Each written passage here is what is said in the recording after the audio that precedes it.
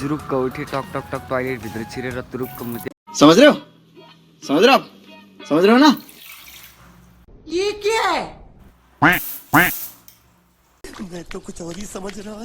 हस्पिटलतिर चलबल दिँदै हिँडेँ। खलासीलाई गाडी सिकाउने हुन्छ गुरु भन्दै गरेँ मैले आजबाट मिनी ब्लग सुरु। सो गाइज आज चाहिँ म हस्पिटलमा बसेको ठ्याक्कै 2 हप्ता जति भइसक्यो होइन। हस्पिटलमै छु म चाहिँ। घर जान पनि अब घर जान त मिल्दैन नि अब ड्याडीलाई त आराम नभएसम्म होइन। हस्पिटलमै छु। भर्खर उठेको 6 बज्यो। यो हस्पिटलमा म चाहिँ अहिले होइन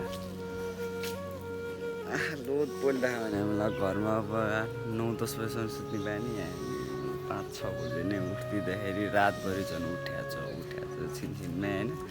त्यसैले यसो बाहिर निक्लेको होइन। 4 तलामा जानुपर्छ केटा हामी चाहिँ होइन।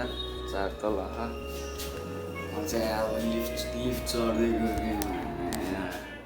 सङमा मलाई मनपर्छ ब्यान्ड गरेँ मैले आजको मिनी ब्लग एन्ड